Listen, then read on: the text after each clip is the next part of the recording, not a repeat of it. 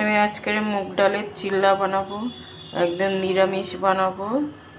আজকে শনিবার আছে।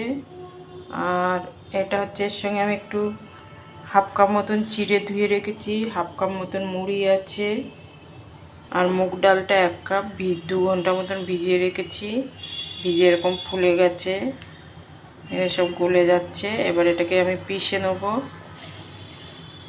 তো আমার এর মধ্যে মিক্সির মধ্যে 4-5টা কারি পাতা দিচ্ছি, 2টো কাঁচা লঙ্কা দিচ্ছি, 1 ইঞ্চি মতন আদা দিচ্ছি,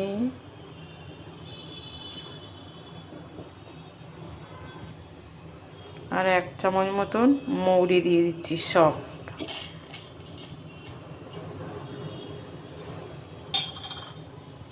এর মধ্যে এবার ডালটা দিয়ে দিলাম। এবার আমি পিষে নেব।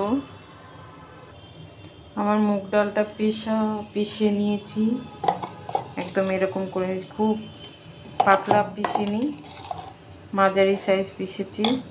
আর আমি এখানে একটা মশলা রেডি করে নিয়েছি। স্বাদ মতো নুন দিয়েছি, একটু হিং দিয়েছি, একটু লাল নমক দিয়েছি, বিট নুন দিয়েছি, কাশ্মীরি লঙ্কা, জিরে দিয়েছি, ধনেপাতা কুচি, জোয়ান, একটা শসা ঘষে দিয়েছি, আর 5 ফোঁটন শুকনো লঙ্কা ভাজা এটা গুঁড়ো দিয়েছি। এর মধ্যে একটু মিষ্টি দেবো। আপনারা চাইলে এর মধ্যে পেঁয়াজ দিতে পারেন, পনির থাকলে পনির দিতে পারেন, টমেটো কুচি দিতে পারেন, কিন্তু আমি আজকে নিরামিষ করব বলে এগুলো আর দিচ্ছি না। তাই টোটাল এরকম করে বানাবো। ফার্স্ট টাইম বানাচ্ছি, কিন্তু আমার চিড়ে আর মুড়ির পেস্টটা হয়ে গেছে। এবার আমি মিক্স করে নেবো এর সাথে। আর সামান্য একটু মিষ্টি দিচ্ছি, মিষ্টিটা না দিলে ভালো টেস্ট আসবে না। আপনাদের ইচ্ছে করলে আপনারা দেবেন, নইলে দেবেন না।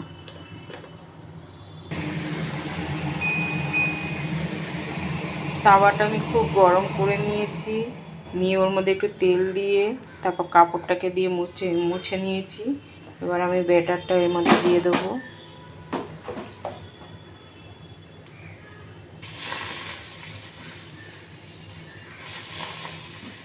খুব পাতলা হবে না, খুব মোটা হবে না।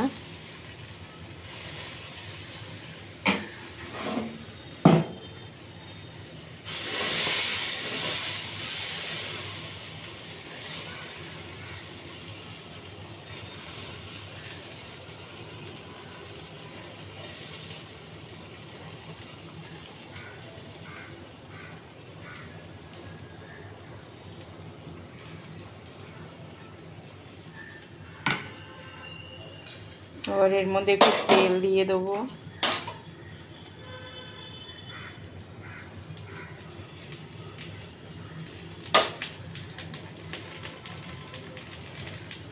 এবার কিছুক্ষণ ঢেকে দেবো এটাকে। দেখুন আমার চিল্লাটা এইভাবে হয়েছে, উঠছে কত সুন্দর। একটু কম আঁচে করলে খুব ভালো হয়। 1 পিঠ আমার খুব ভালো হয়ে গেছে, আর 1 পিঠ আমি ভালো করে সেঁকে নেব। দেখুন আমার সেকেন্ড পিঠটাও হয়ে গেছে খুব সুন্দর। এবার এটাকে আমি তুলে নিচ্ছি, নেক্সট আর একটা করব।